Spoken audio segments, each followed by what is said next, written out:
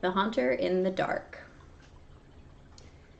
I have seen the dark universe yawning, where the black planets roll without aim, where they roll in their horror unheeded, without knowledge or luster or name. Nemesis. Cautious investigators will hesitate to challenge the common belief that Robert Bloch was killed by lightning, or by some profound nervous shock derived from an electrical discharge. It is true that the window he faced was unbroken, but nature has shown herself capable of many freakish performances. The expression on his face may easily have arisen from some obscure muscular source unrelated to anything he saw, while the entries in his diary are clearly the result of fantastic imagination aroused by certain local superstitions and by certain old matters he had uncovered. As for the anomalous conditions as at the deserted church on Federal Hill, the shrewd analyst is not slow in attributing them to some charlatanry, conscious or unconsciousness, which at least of which Blake was secretly connected. For after all, the victim was a writer and painter wholly devoted to the field of myth, dream, terror, and superstition, and avid in his quest for scenes and effects of a bizarre, spectral sort. His earlier stay in the city, a visit to a strange old man as deeply given to occult and forbidden lore as he, had ended amidst death and flame, and it must have been some morbid instinct which drew him back from his home in Milwaukee. He may have known of the old stories despite his statements to the contrary in the diary, and his death may have nipped in the bud some stupendous hoax destined to have a literary reflection. Among those, however, who have examined and correlated all this evidence, there remain several who cling to less rational and commonplace theories. They are inclined to take much of Blake's diary at its face value and point significantly to certain facts, such as the undoubted genuineness of the old church record, the verified existence of the disliked and unorthodox Starry Wisdom sect prior to 1877, the recorded disappearance of an inquisitive reporter named Edwin M. Lillibridge in 1893, and above all, the look of monstrous, transfiguring fear on the face of the young writer when he died. It was one of these believers who, moved to fanatical extremes, threw into the bay the curiously angled stone and its strangely adored metal box found in the old church steeple. The black windowless steeple, and not the tower where Blake's diary said those things originally were. Though widely censored both officially and unofficially, this man, a reputable physician with a taste for odd folklore, averred that he had rid the earth of something too dangerous to rest upon it. Between these two schools of opinion, the reader might judge for himself. The papers have given the tangible details from skeptical angle, leaving for others the drawing of the picture as Robert Blake saw it, or so he thought, or pretended to see. Now, studying the diary closely, dispassionately, and at leisure, let us summarize the dark chain of events from the express point of view of their chief actor. Young Blake returned to Providence in the winter of 1934-35, taking the upper floor of a venerable dwelling in the grassy court off College Street. Excuse me. On the crest of the great eastward hill near the Brown University campus and behind the marble John Hay Library. It was a cozy, fascinating place, in a little garden oasis of village-like antiquity where huge, friendly cats sunned themselves atop a convenient shed. The square Gregorian house had a monitor roof and classic doorways, with fan carving, small pane windows, and all the other earmarks of early 19th century workmanship. Inside were 6-paneled doors, wide floorboards, a curving colonial staircase, white Adam period mantels, and a rare set of rooms 3 steps below the general level. Blake's study, a large southwest chamber, overlooked the front garden on one side, while its west windows, before one of which he had his desk, faced off from the brow of the hill and commanded a splendid view of the lower town's outspread roofs and of the mystical sunsets that flamed behind them. On the far horizon were the open countryside's purple slopes. Against these, some 2 miles away, rose the spectral hump of Federal Hill, bristling with huddled roofs and steeples whose remote outlines wavered mysteriously, taking fantastic forms as the smoke of the city swirled up and enmeshed them. Blake had a curious sense that he was looking upon some unknown ethereal world, which might or might not vanish in dream if ever he tried to seek it out and enter it in person. Having sent home for most of his books, Blake bought some antique furniture suitable to his quarters and settled down to write and paint, living alone and attending to the simple housework himself. His studio was in the north attic room, where the panes of the monitor roof furnished admirable lighting. During that first winter he produced 5 of his best-known short stories: The Burrower Beneath, The Stairs in the Crypt, Shagai, In the Vale of Penath, and The Feaster from the Stars, and painted 7 canvases, studies of nameless, unhuman monsters and profoundly alien non-terrestrial landscapes. At sunset he would often sit at his desk and gaze dreamily off at the outspread west, the dark towers of Memorial Hill just below, the Georgian courthouse belfry, the lofty pinnacles of the downtown section, and that shimmering spire-crowned mound in the distance, whose unknown streets and labyrinthine gables so potently provoked his fancy. From his few local acquaintances he learned that the far-off slope was a vast Italian quarter, though most of the houses were remnants of older Yankee and Irish days. Now and then he would train his field glasses on the spectral, unreachable world beyond the curling smoke, picking out individual roofs and chimneys and steeples, and speculating upon the bizarre and curious mysteries they might house. Even with optical and federal aid, Federal Hill seemed somehow alien, half fabulous, and linked to the unreal, intangible marvels of Blake's own tales and pictures. The feeling would persist long after the hill had faded into the violet lamp-starred twilight, and the courthouse floodlights and the red industrial trust beacon had blazed up to make the night grotesque. Of all the different objects on Federal Hill, a certain huge dark church most fascinated Blake. It stood out with especial distinctness at certain hours of day, and at sunset the great tower and tapering steeple loomed blackly against the flaming sky. It seemed to rest on especially high ground, for the grimy facade and the obliquely seen north side, with sloping roof and the tops of great pointed windows, rose boldly above the tangle of surrounding ridgepoles and chimney pots. I'm right next to Jenny in the killer's Peculiarly shack. grim and austere, it And appeared to be built of stone, stained and weathered with the smoke and storms of a century and more. The style, so far as the glass could show, was earliest experimental form of Gothic revival, which preceded the stately Upjohn period and held over some of the outlines and proportions of the Georgian age. Perhaps it was reared around 1810, 1850? He's got a terror radius. As months passed, Blake watched the far-off, forbidding structure with an oddly mounting interest. Since the vast windows were never lighted, he knew that it must be vacant. Oh, he just The longer he watched, the more his imagination worked, till at length he began to fancy curious things. Chainsaws your ass. He believed that a vague, singular aura of desolation hovered over the place, so that even the pigeons and swallows shunned its smoky There's eaves. a guy right over here next to Around me. other towers and belfries, his glass would reveal great flocks of birds, but here they never rested. At least, that is what he thought and set down in his diary.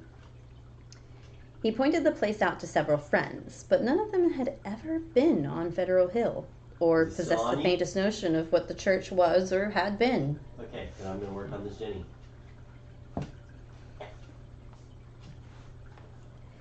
In the spring of a deep restlessness gripped Blake. He had begun his long-planned novel, based on a supposed survival of a witch cult in Maine, but was strangely unable to make progress with it. More and more, He would sit at his westward window and gaze at the distant hill and the black frowning steeples shunned by the birds. When the delicate leaves came out on the garden boughs, the world was filled with a new beauty, but Blake's restlessness was merely increased. It was then that he first thought of crossing the city and climbing bodily up that fabulous slope into the smoke-wreathed world of Dream. Late in April, just before the aeon-shouted Walpurgis time, Blake made his first trip into the unknown, plodding through the endless downtown streets of the bleak and decayed squares beyond. He came finally upon the ascending avenue of century-worn steps, sagging Doric porches, and blear-paned cupolas, which he felt must lead up to the long-known, unreachable world beyond the mists. There were dingy blue and white street signs which meant nothing to him, and presently he noted the strange, dark faces of the drifting crowds, and the foreign signs of the curious shops in brown, decade-weathered buildings. Nowhere could he find any of the objects he had seen from afar, so that once more he half fancied that the federal hill of the distant view was a dream world never betrod by living human feet. Now and then a battered church facade or crumbling spire came in sight, but never the blackened pile that he sought. And he saw me When he asked a I shopkeeper wanted about a to great stone church, the man smiled and shook his head, though he spoke English freely. As Blake climbed higher, the region seemed stranger and stranger, with bewildering mazes of brooding brown alleys leading eternally off to the south. He crossed two or three broad avenues, and once thought he glimpsed a familiar tower. He's got barbecue and Again, chills, he by asked the a way. merchant about the massive church of stone, and this time he could have sworn that the plea of ignorance was feigned. The dark man's face had a look of fear which he tried to hide, and Blake saw And him make a barbecue and curious chill. sign with his right hand. Then, suddenly, a black spire stood out against the cloudy sky on his left, above the tiers of brown roofs lined the tangled southerly alleys. Blake knew at once what it was and plowed forward through the squalid, unpaved lanes that climbed from the avenue. Twice he lost his way, but he somehow dared not ask of any of the patriarchs or housewives who sat on their doorsteps, or any of the children who shouted and played in the mud of the shadowy lanes. At last he saw the tower, plain against the southwest, and a huge stone bulk rose darkly at the end of the alley. Presently he stood in a windswept open square, quaintly cobbled stone with a high bank wall on the far side.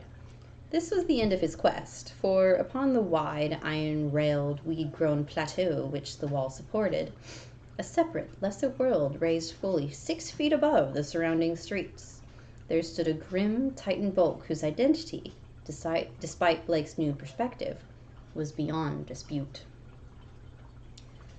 The vacant church was in a state of great decrepitude. Some of the high stone buttresses had fallen, and several delicate finials lay half lost among the brown, neglected weeds and grasses. The sooty Gothic windows were largely unbroken, Brenda's though on his many way of over the that stone direction. mullions were missing. Blake wondered how the obscurely painted panes could have survived so well, in view of the unknown habits of small boys the world over. The massive doors were intact and tightly What did closed. I? Around the top of the bank wall, fully enclosing grounds, was a rusty iron fence whose gate, at the head of a flight of steps from the square, was visibly padlocked. The path from the gate to the building was completely overgrown. Desolation and decay hung like a pall above the place, and in the birdless caves and black ivyless walls, Blake felt a touch of the dimly sinister beyond his power to define. There were very few people in the square, but Blake saw a policeman at the northerly end and approached him with questions about the church. He was a great wholesome Irishman, and it seemed odd that he would do little more than make a sign of the cross and mutter that people never spoke of the building. When Blake pressed him, he said very hurriedly that the Italian priests warned everybody against it, vowing that a monstrous evil had once dwelt there and left its mark. He himself had heard dark whispers of it from his father, who recalled certain sounds and rumors from his boyhood. There had been a bad sect there in the old days, an outlaw sect that called up awful things from some unknown gulf of night. It had taken a good priest to exorcise what had come, though there did be those who said that merely the light could do it. If Father O'Malley were alive, there would be many the thing he could tell, but now there was nothing to do but let it alone. It hurt nobody now, and those who owned it were dead or far away. They had run away like rats after the threatening talk in '77, when people began to mind the way folks vanished now and then in the neighborhood. Some day the city would step in and take the property for lack of heirs, but little good would come of anybody's touching it. Better it be left alone for the years to topple, lest be stirred that ought to rest forever in the black abyss. After the policeman had gone, Blake stood staring at the sullen, steepled pile. It excited him to find that the structure seemed as sinister to others as to him, and he wondered what grain of truth might lie behind the old tales the bluecoat had repeated. Probably they were mere legends, evoked by the evil look of the place, but even so, they were like a strange coming to life of one of his own stories. Right The next to us, afternoon yeah. sun came out from behind dispersing clouds, but seemed unable to light up the stained, sooty walls of the old temple that towered on its high plateau. It was odd that the green of spring had not touched the brown, withered growths in the raised iron fence yard. Blake found himself edging nearer the raising areas and examining the bank wall and rusted fence for possible avenue of ingress. There was a terrible lure about the blackened fane which was not to be resisted. The fence had no opening near the steps, but around Why on the would you north fucking side even were go some that missing way? bars. This killer doesn't make any fucking sense to me. He could go up the steps and walk around on the narrow coping outside the fence till he came to the gate. If the people feared the place so widely, he would encounter no interference. I hope one of you is getting the gate open. He was on the embankment and almost inside the fence before anyone noticed him. Then, looking down, he saw the few people in the square edging away and making the same sign with their right hand the shopkeeper in the avenue had made. Several windows were slammed shut, and a fat woman darted into the street and pulled some small children inside a rickety, unpainted house. The gap in the fence was very easy to pass through, and before long, Blake found himself wading amidst the rotting, tangled growths of the deserted yard. Here and there, the worn stump of the headstone told him that there had once been burials in this field, but that, he saw, must have been very long ago.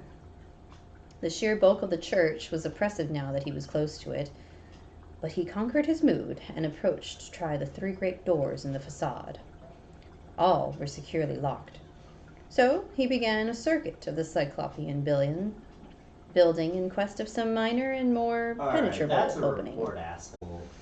Even though he could not be sure that he wished to enter the house, that haunt of desertion and shadow, yet the pull of its strangeness dragged him on automatically.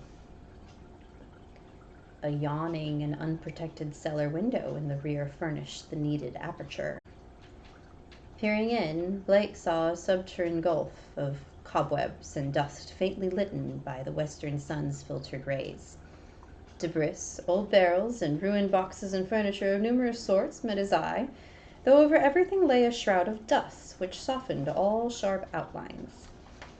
The rusted remains of hot air furnace showed that the building had been used and kept in shape as late as mid-Victorian times. Acting almost without conscious initiative, Blake crawled through the window and let himself down to the dust-carpeted and debris-strewn concrete floor. The vaulted cellar was a vast one, without partitions, and in the corner far to the right, amidst dense shadows, he saw a black archway, evidently leading upstairs. He felt a peculiar sense of oppression at being actually within the great spectral building, but kept it in check as he cautiously scouted ahead, finding a still intact barrel amid the dust and rolling it over to the open window to provide for his exit. Then, bracing himself, he crossed the wide, cobweb-festooned space toward the arch.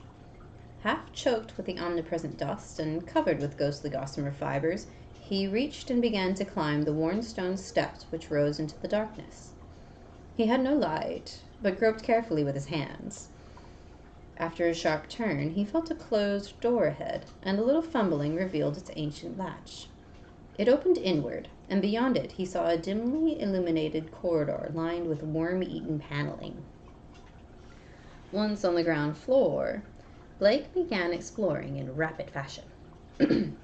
All the inner doors were unlocked, so that he freely passed from room to room. The colossal nave was an almost eldritch place, with its drifts and mountains of dust over box pews, altar, hourglass pulpit, and sounding board, and its titanic ropes of cobwebs stretched among the pointed arches of the gallery and entwined the clustered Gothic columns. Over all this hushed desolation played a hideous leaden light as the declining afternoon sun sent its rays through the strange, half-blackened panes of the great asphodel windows.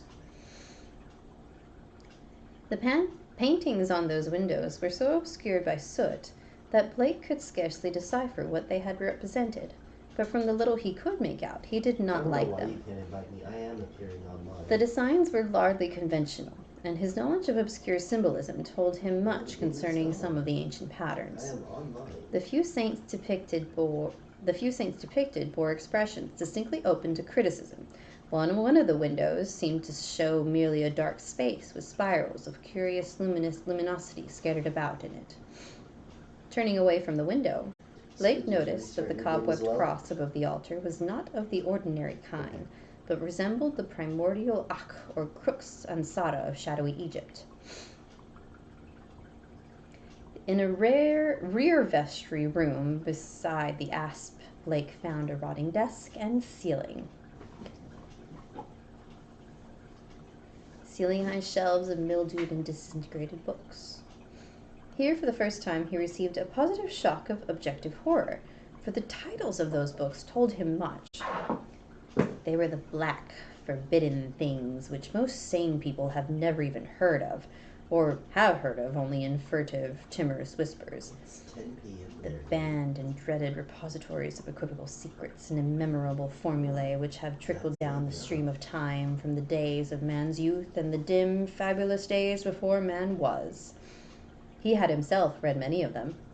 A Latin version of the abhorred Necronomicon, the sinister Liber Romanis, the infamous Cotes de Gulis of Comte de Aula, the Austrian Licky Kulten of Von Jus, and old Ludwig Prinz Hellish de Vermis Mysterious. There were others he had known merely by reputation, or not at all. More like biology. The Pentonic manuscripts, the Book of Dryza, Dizion, and a crumbling volume in wholly unidentifiable characters, yet with certain symbols and diagrams shudderingly recognizable to the occult student. Clearly, the local rumors had not lied. What? This place had once been the seat of an evil older than mankind and wider than the known universe. In the ruined desk was a small leather-bound record book filled with entries in some odd cryptographic medium. The manuscript writing consisted of common traditional symbols and used today in astronomy and anciently in alchemy, astrology, and other dubious arts. The devices of the sun, moon, planets, aspects, and zodiacal signs, here massed in solid pages of text with divisions and paragraphs, suggesting that each symbol answered to some alphabetic letter. In the hope to later solving the cryptogram, Blake bore off this volume in his coat pocket. Many of the great tomes on the shelves fascinated him unutterably, but he felt tempted to borrow them at some later time. He wondered how they could have remained undisturbed so long. Was he the first to conquer the clutching, pervasive fear which had for nearly 60 years protected this deserted place from visitors? Having now thoroughly explored the ground floor, Blake plowed again through the dust of the spectral nave to the front vestibule, where he had seen a door and staircase presumably leading up to the blackened tower and steeple objects so long familiar to him at a distance. Yes, I saw that one today. It's The funny. ascent was a choking experience, for Aladdin, dust lay piece of thick, shit. while the spiders had done their worst in this constructed place. The staircase was a spiral with high, narrow wooden treads, and now and then Blake passed a clouded window looking dizzily out over the city. Harry Potter and the Goblet of Fire. You Though piece he of had shit. seen no rows below, he expected to find a bell or a peal of bells in the tower, whose narrow lavar-boarded lancet windows his field glass had studied so often. Here he was doomed to disappoint, for when he attained the top of the stairs he found the tower chamber vacant of chimes and nearly devoted to vastly different purposes. The room, about 15 feet square, was faintly lighted by 4 lancet windows, one on each side, which were glazed within their screening of decayed lavar-boards. These had been further fitted with tight, opaque screens, but the latter were now largely rotted away. It's not. In the center of the dust-slated Leviosa, floor it's Leviosa. rose a curiously angled Piece of stone shit. pillar, some 4 feet wide in height and 2 in average diameter, covered on each side with bizarre, crudely incised, and wholly unrecognizable hieroglyphs. On this pillar rested a metal box of peculiarly asymmetrical Cold form, never bothered me anyway, you piece of shit. its hinged lid thrown back and its interior holding what looked beneath the decade-deep dust to be an egg-shaped or irregularly spherical object some 4 inches through. Around the pillar, in a rough circle, were 7 high-backed Gothic chairs, still largely intact, while behind them, ranging along the dark-paneled walls, were 7 colossal images of crumbling, black-painted plaster, resembling more than anything else the cryptic carven megaliths of mysterious Easter Island. Luke. In one corner of the cobweb chamber, a ladder was built into the wall, leading up to the closed trap door of the windowless steeple above. He told me you killed him. No. As Blake grew accustomed to the feeble light, he noticed odd bas-reliefs on the strange open box of yellowish metal. Approaching, he tried to clear the dust away with his hands and handkerchief, and saw that the figurines were of a monstrous and utterly alien did you not kind, watch Big Bang Theory? depicting Nerds are entities hot. which, though seemingly alive, resembled no known life form ever evolved on this planet. The 4-inch seeming spear turned out to be a nearly black, red striated polyhedron with many irregular flat surfaces, either a very remarkable crystal of some sort or an artificial object of carved and highly polished mineral matter. I think we need It did them not touch right the here. bottom of the box, but was held suspended by means of a metal band around its center, with 7 queerly designed supports extending horizontally to angles of the box's inner wall near the top.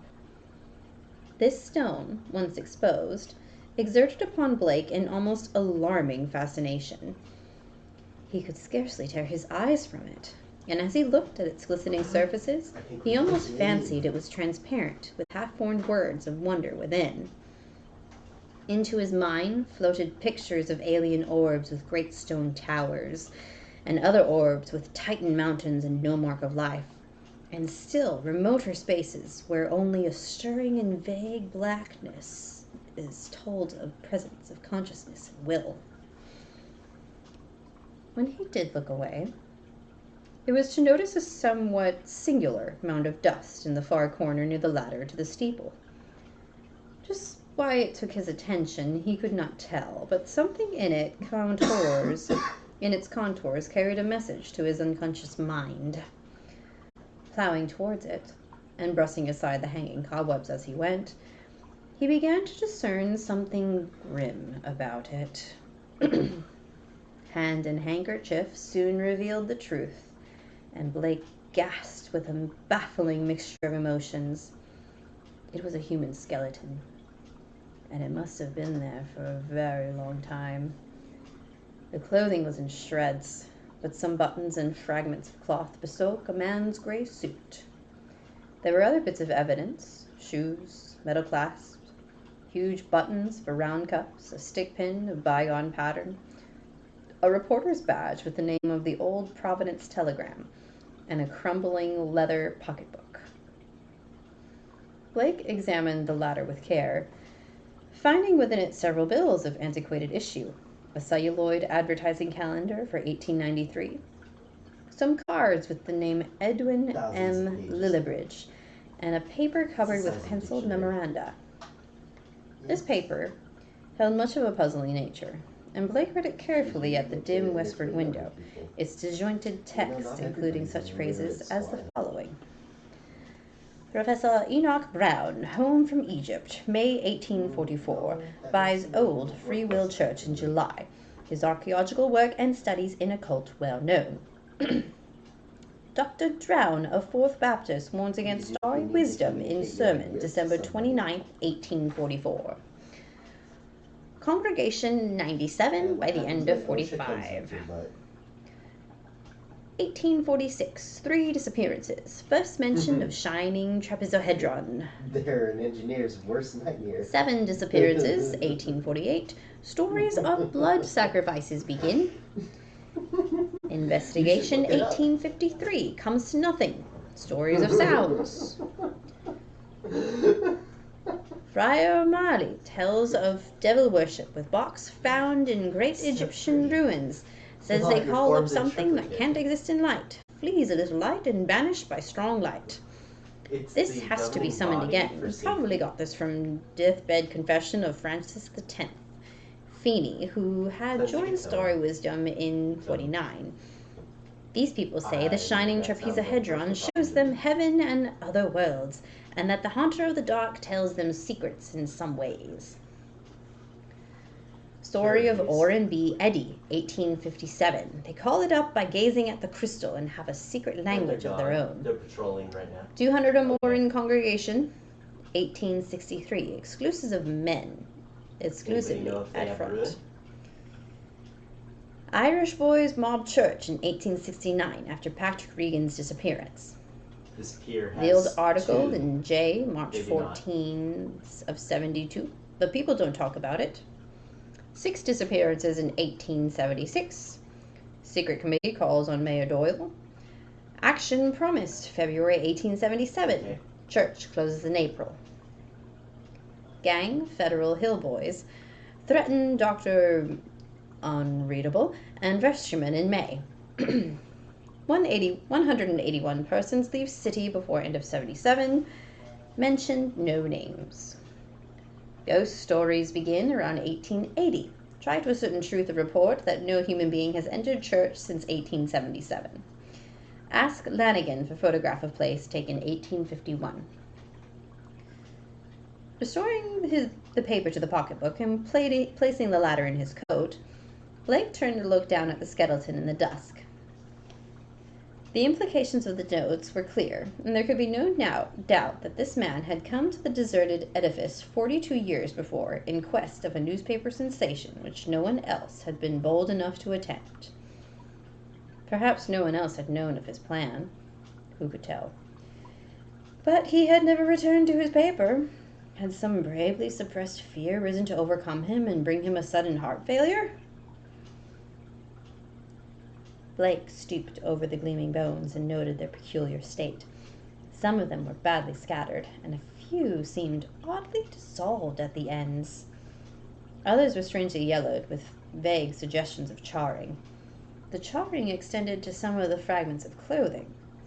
The skull was in a very peculiar state, stained yellow, and with a charred aperture in the top as if some powerful acid had eaten through the solid bone. Him coming back? What had happened to the skeleton during its 4 decades of silent entombment here, Blake could not imagine. Before he realized it, he was looking at the stone again, and letting its curious influence call up a nebulous pageantry in his mind. He saw processions of robed, hooded figures whose outlines were not human, and looked on endless leads of desert lined with carved, sky-reaching monoliths. He saw towers and walls in nighted depths under the sea, vortices of space where wisps of black mist floated before thin shimmerings of cold purple haze. And beyond all else, he glimpsed an infinite gulf of darkness, where solid and semi-solid forms were known only by their windy stirrings, and cloudy patterns of force seemed to superimpose order on chaos and hold forth a key to all the paradoxes and arcana of the worlds we know. Then, all at once, the spell was broken by an access of gnawing, indeterminate panic fear. Blake choked and turned away from the stone, conscious of some formless alien presence close to him and watching him with horrible intentedness. He felt entangled with something, something which was not in the stone, but which had looked through it at him, something which would ceaselessly follow him with a cognition that was not physical sight. Plainly, the place was getting on his nerves, as well it might in view of his grotesque, gruesome find. The light was waning too, and since he had no illuminant with him, he knew he would have to be leaving soon. It was then, in the gathering twilight, that he thought he saw a faint trace of luminosity in the crazily angled stone. He tried to look away from it, but some obscure compulsion drew his eyes back. Was there a subtle phosphorescence of radioactivity about the thing? What was it that the dead man's notes had said concerning a shining trapezohedron? What, anyway, was this abandoned lair of cosmic evil? What had been done here, and what might still be lurking in the bird-shunned shadows? It seemed now as if an elusive touch of foetor had arisen somewhere close by, though its source was not apparent. Blake seized the cover of the long open box and snapped it down. It moved easily on its alien hinges and closed completely over the unmistakable glowing stone. He's going to that. At the sharp click of that closing and stirring sound seemed to come from the steeple's eternal blackness overhead beyond the trapdoor. Rats, without question, the only living things to reveal their presence in this accursed pile since he had entered it. And yet that stirring in the steeple frightened him horribly, so that he plunged almost wildly down the spiral stairs, across the ghoulish nave, into the vaulted basement, and out amidst the gathering dusk of the deserted square, and down through the teeming, fear-haunted alleys and avenues of Federal Hill, toward the sane central streets and the home-like brick sidewalks of the college district. During the days which followed, Blake told no one of his expedition. Instead, he read much in certain books, examined long years of newspaper files downtown, and worked feverishly at the cryptogram in the leather volume from the cobweb vestry room. The cipher, he saw now, was no simple one, and after a long period of endeavor, he felt sure that its language could not be English, Latin, Greek, French, Spanish, Italian, or German. Evidently, he would have to draw upon the deepest wells of his strange erudition. Every evening, the old impulse to gaze westward returned, and he saw the black steeple as of yore amongst the bristling roofs of a distant and half-fabulous world. That was his third. But now it held a fresh note of terror for him. He knew the heritage of evil lore it masked, and with the knowledge his vision ran riot in queer new ways. The birds of spring were returning, and as he watched their sunset flights, he fancied they avoided the gaunt lone spire as never before. He's going for you too. When a flock of them approached it, he thought, they would wheel and scatter in panic confusion, and he could guess at the wild twitterings which failed to reach him across the intervening miles. Bitch! It was in June that Blake's diary told of his victory over the cryptogram. The text was, he found, in the dark Aklo language used by certain cults of evil antiquity, and known to him in a halting way through previous researches. He's headed straight for whoever's The diary is strangely reticent about what Blake deciphered, but he was patently awed and disconcerted by his results. There are references to a haunter of the dark, awaked by gazing into the shining trapezohedron, and insane conjectures about the black gulfs of chaos from which it was called. Yeah. The being is spoken of as holding all knowledge and demanding monstrous sacrifices. Come back to check me. Some of Blake's entries show fear lest the thing which he seemed to regard as Put summons a stalk portal abroad, right next to the though he gym adds we that the finished street last. lights form a bulwark which cannot He's be circling crossed. around. He's going towards you all. Of the shining trapezohedron he speaks often, calling it a window on all time and space, and tracing its history from the days it was fashioned on dark Frankie, come Yugoth, get me. before ever the old ones brought it to earth. It was treasured and placed in its curious box by the crinoid things of Antarctica, salvaged from their ruins by the serpent men of Alusia, and peered at Aeon's lair by Lemuria, by the first human beings. Good. Open that, Frankie. It crossed strange lands and stranger seas, and he's sank with come Atlantis for before a you. Minoan fisher meshed it in his net, and sold it to swarthy merchants from knighted Kem. The pharaoh, Nifrin Ka, built around it a temple with a windowless crypt, and did that which caused his name to be stricken from all monuments and records. Then it slept in the ruins of that evil fane which the priests and the new pharaoh destroyed, Go. till the delver's spade Go, once Frankie. more brought it forth to curse mankind. He's coming back for you. Early in June, the newspaper oddly supplement Blake's entries, though in so brief and casual a way that only the diary has called general attention to their contribution. It appears that a new fear has been growing on Federal Hill since a stranger had entered the dreaded church. The Italians whispered of unaccustomed stirrings and bumpings and scrapings in the dark windowless steeple, and called on their priests to banish an entity which haunted their dreams. Something, they said, was constantly watching at a door to see if it were dark enough to venture forth. Touched me once. Press items Fucking mentioned the touched me long-standing once. local superstitions, but failed to shed much light on the earlier background of the horror. It was obvious that the young reporters of today are no antiquarians. In writing of these things in his diary, Blake expresses a curious kind of remorse, and talks of the duty of burying the shining trapezohedron, and of banishing what he had evoked by letting daylight into the hideous jutting spire. At the same time, however, he displays the dangerous extent of his fascination, and admits a morbid longing, pervading even his dreams, to visit the accursed tower and gaze again into the cosmic secrets of the glowing stone. Then, something in the journal on the morning of July 17th drew the diarist into a veritable fever of horror. It was only a variant of the other half-humorous items about the Federal Hill restlessness, but to Blake, it was somehow very terrible indeed. In the night, a thunderstorm had put the city's lighting system out of commission for a full hour, and in that black interval, the Italians had nearly gone mad with fright. Those living near the dreaded church had sworn that the thing in the steeple had taken advantage of the street lamp's absence, had gone down into the body of the church, flopping and bumping about in a viscous, altogether dreadful way.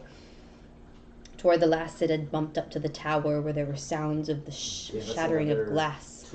It could go wherever the darkness reached, but light would always send it fleeing.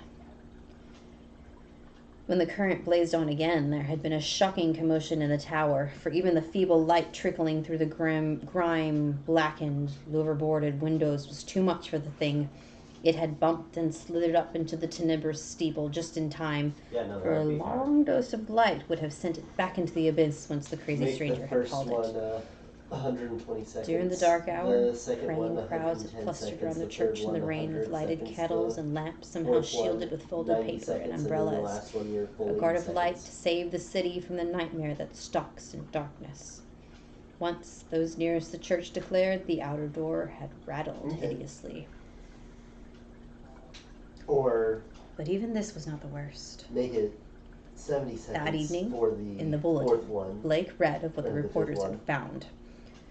Arose at last to the whimsical news value of the scare. A pair of them had defied the frantic crowds of Italians and crawled into the church through the cellar window after trying the doors in vain.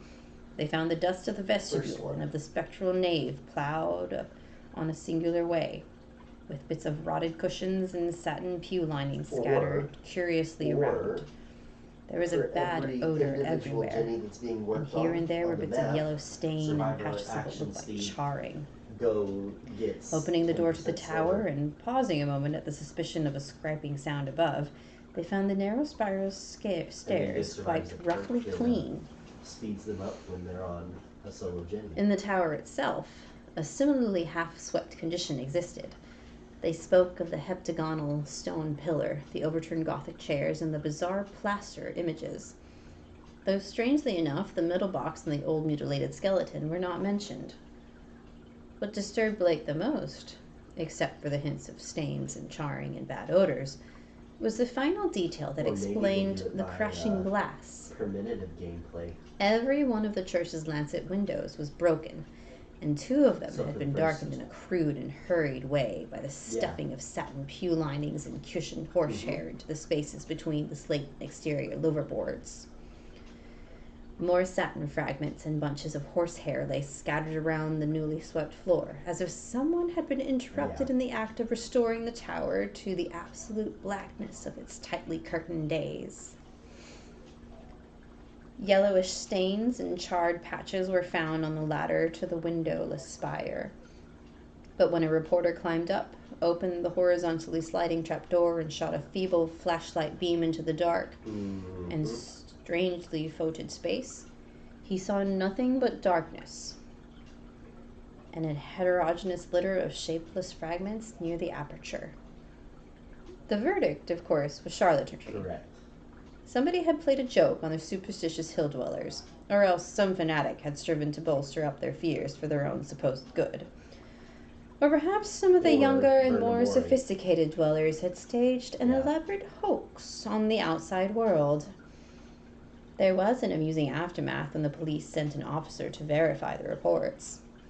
3 men in succession found ways of evading the assignment, and the 4th went very reluctantly and returned very soon without adding to the account given by the reporters.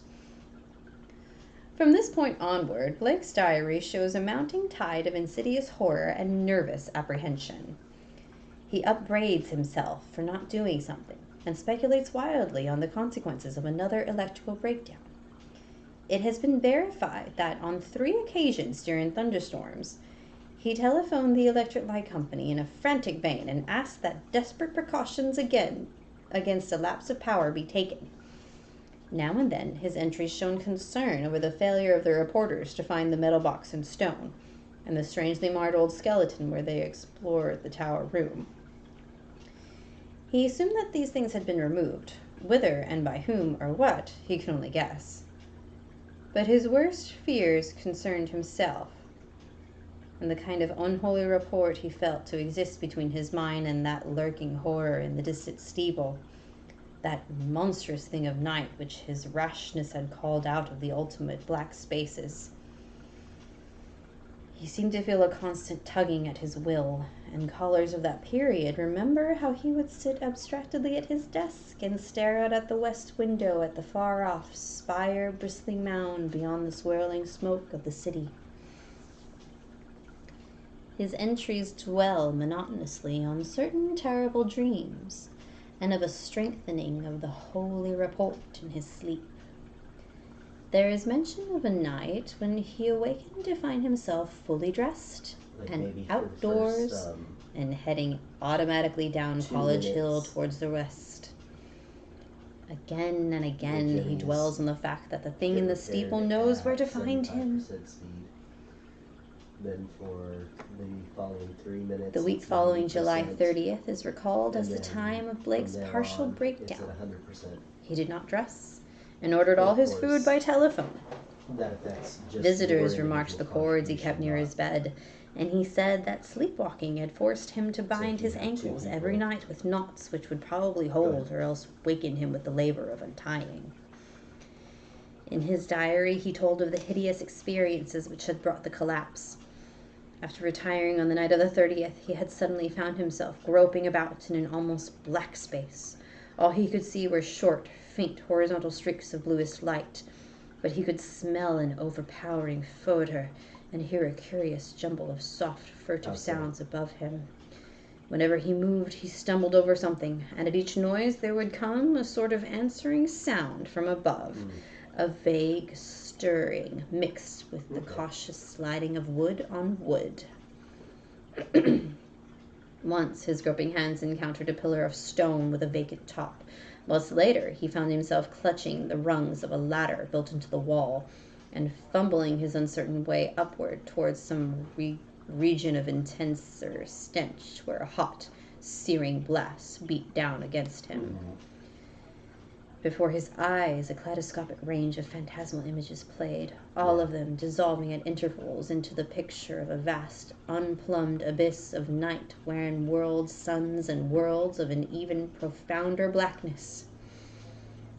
He thought of the ancient legends of ultimate chaos, at whose center sprawls the blind idiot god Azathoth, lord of all things, encircled by his flopping horde of mindless and amorphous dancers, and lulled by the thin, monotonous piping of a demonic flute held in nameless paws.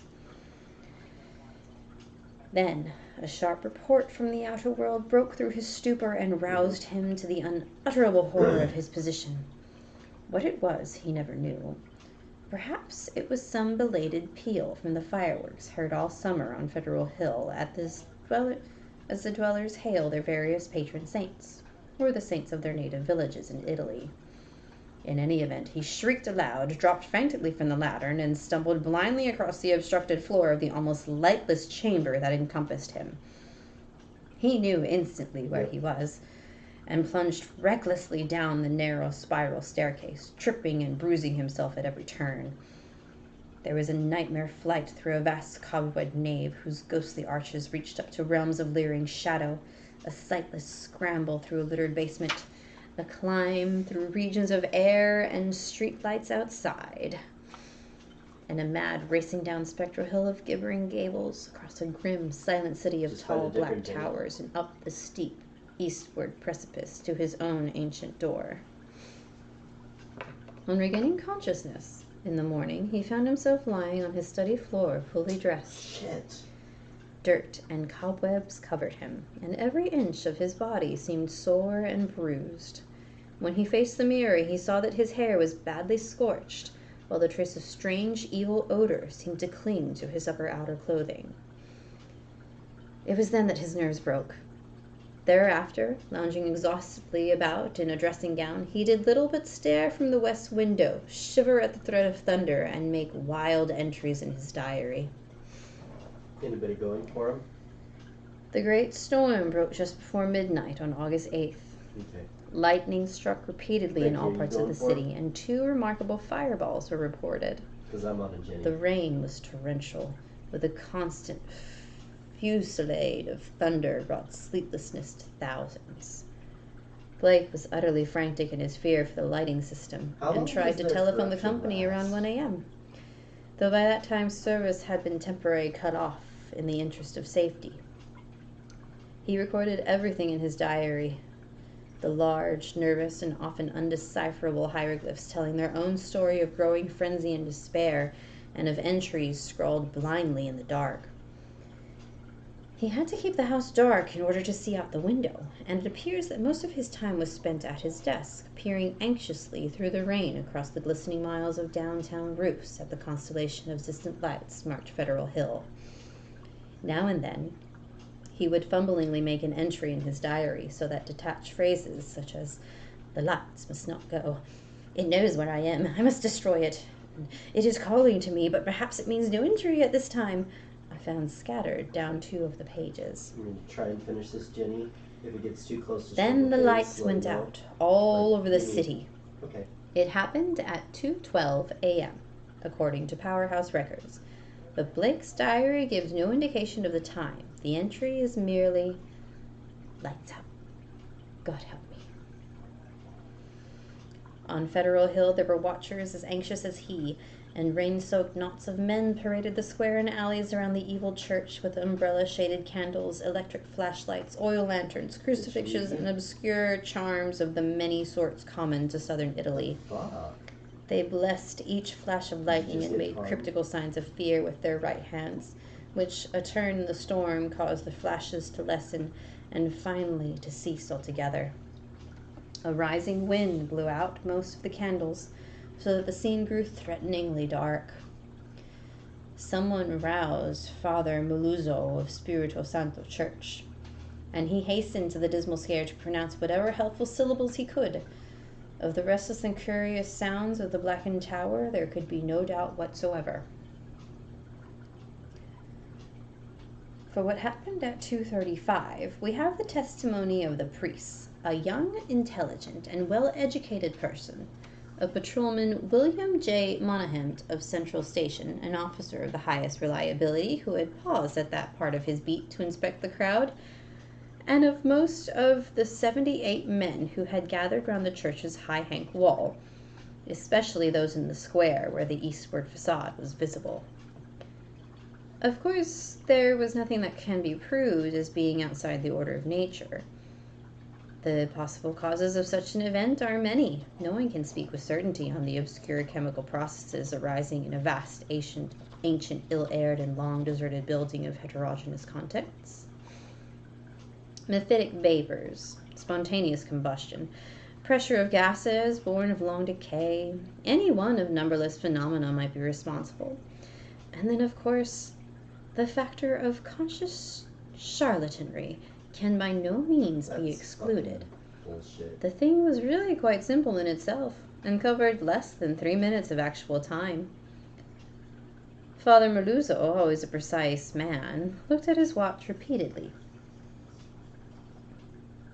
It started with a definite swelling of the dull fumbling sounds inside the black tower. There had for some time been a vague exhalation of strange, evil odors from the church, and this had now become emphatic and offensive. Then, at last, there was a sound of splintering wood, and a large, heavy object crashed down in the yard beneath the frowning, elderly facade. The tower was invisible now that the candles would not burn, but as the object neared the ground, the people knew that it was the smoke-grimed louverboards of the tower's east window.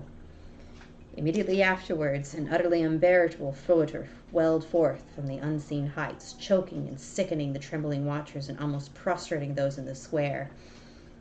At the same time, the air trembled with a vibration as of flapping wings, and a sudden east-blowing wind, more violent than any previous blast, snatched off the hats and wrenched the dripping umbrellas of the really crown. aren't going to go for me. Okay. Nothing definite could be seen in the candleless night, though some upward-looking spectators thought they glimpsed a great spreading blur of denser blackness among the inking sky. Something like a formless cloud of smoke that shot with meteor-like speed towards the east. That was all. The watchers were half numbed with fright, awe, and discomfort, and scarcely knew what to do or whether to do anything at all. Not knowing what had happened, they did not relax their vigil, and a moment later they sent up a prayer as a sharp flash of belated lightning, followed by an ear-splitting crash of sound, rented the flooded heavens. Half an hour later, the rain stopped, and in 15 minutes more, the street lights sprang on again, sending the weary, bed-raggled watchers relievedly back to their homes. The next day's paper gave these matters minor mention in connection with the general storm reports. It seems that the great lightning flash and deafening explosions which followed the Federal Hill occurrence were even more tremendous further east, where a burst of a singular photor was likewise noted. You're still going the wrong way. The phenomena was most marked over College Hill, where the crash awaked all the sleeping inhabitants and led to a bewildered round of speculations. Looked like he was going towards him. Of those who were already awake, only a few saw the anomalous blaze of light near the top of the hill, or noticed the inexplicable upward rush of air which almost stripped the leaves from the trees and blasted the plants in the garden. It was agreed that the lone, sudden lightning bolt must have struck somewhere in the neighborhood, Go get him up. though no trace of its striking could afterwards be found. A youth in the Tau Omega fraternity house thought he saw a grotesque and hideous mass of smoke in the air just as the preliminary flash burst, but his observation has not been verified. All the few observers, however, agree as to the violent gust from the west end and the flood of intolerable stench which preceded the belated stroke, whilst evidence concerning the momentary burning odor after the stroke is equally general. These points were discussed very carefully because of their probable connection with the death of Robert Blake. Students in the Psi Delta house, whose upper rear windows looked into Blake's study, noticed the blurred white face at the westward window on the morning of the And 9th B-strike. and wondered what was wrong with the expression. When they saw the same face in the same position that evening, they felt worried and watched for the lights to come up in his apartment. Later, they rang the bell of the darkened flat and finally had a policeman force the door. The rigid body sat bolt upright at the desk by the window, and when the intruders saw the glassy, bulging eyes and the marks of the stark, convulsive fright on the twisted features, they turned away in sickening dismay. Shortly afterwards, the coroner's physician made an examination, and despite the unbroken window, reported electrical shock, or nervous tension induced by electrical discharge, as the cause of death. The hideous expression he ignored altogether, deeming it a not improbable result of the profound shock as experienced by a person of such abnormal imagination and unbalanced emotions. He deducted these later qualities from books, paintings, and manuscripts found in the apartment, and from the blindly scrawled entries in the diary on the desk. Blake had prolonged his frenzied jottings to the last, and the broken pointed pencil was found clutched in his spasmodically contracted right hand. The entries after the failure of the lights were highly disjointed and legible only in part. From them, certain investigators have drawn conclusions differing greatly from the materialistic official verdict, but such speculations have little cause for belief among the conservative. The case of these imaginative theorists has not been helped by the action of superstitious Dr. Dexter, who threw the curious box in You're on the Anglestone, hatch? an object certainly self-luminous as it seems in the black windowless steeple where it was found, into this deepest channel of Narragansett Bay. Excessive imagination and neurotic unbalance on Blake's part, aggravated by the knowledge of his evil bygone cult, whose startling traces he had uncovered, formed the dominant interpretation given those final frenzied jauntings. These are the entries, or all that can be made of them. Lights still out? Must be 5 minutes now. Everything depends on lightning. Doesn't find you. Yadith, grant I'm it will gonna keep die up. before you will, and you'll be able to Some get out. influence seems beating through it. Rain and thunder and wind deafen. The thing is taking hold of my mind. Trouble with memory. I see things I never knew before. Other worlds and other galaxies. Dark. Lightning seems dark, and darkness seems light. It cannot be the real heel and church that I see in the pitch darkness. Must be the retinal impressions left by the flashes. Heaven grant the Italians are not out with the candles if the lightning stops. What am I afraid of? It's not an avatar of Nyarlathotep, whose antique and shadowy chem and even took the form of the man. I Just remember crawl back over there. I'm not even gonna Ugoth make it all the and way more over. distant Shagai in the ultimate void of the here in black about 2 planets.